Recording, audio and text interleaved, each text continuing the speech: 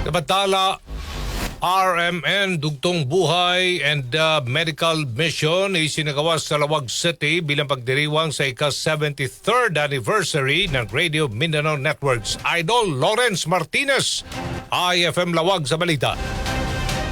Labis na nagpapasalamat ang mga benepisyaryo ng RMN Dugtong Buhay and Medical Mission bilang parte ng ika-73 anibersaryo ng RMN dito sa Ilocos Norte, lalong-lalo na sa Barangay 1 San Lorenzo, Lawag City.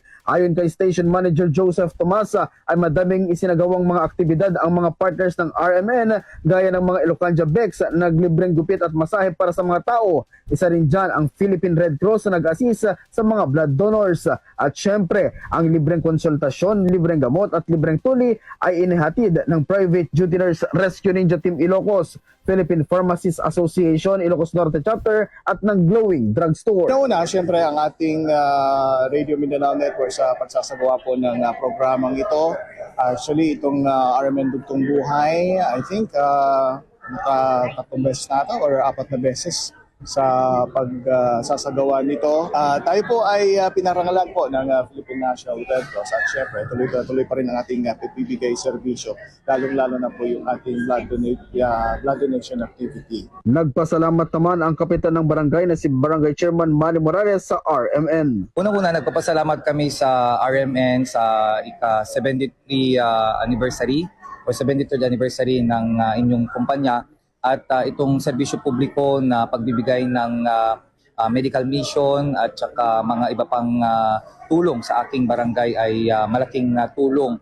At maraming salamat sa pamunuan ng RMN at sana ipagpatuloy nyo ang inyong naumpisahan sa 73 taon na serbisyo publiko ay inyo pang matulungan ang karamihan ng mga Pilipino at maging number 1 ang RMN hindi lamang sa serbisyo publiko kundi sa pagbabalita at pagbibigay impormasyon sa mga kababayan natin dito sa ating lugar.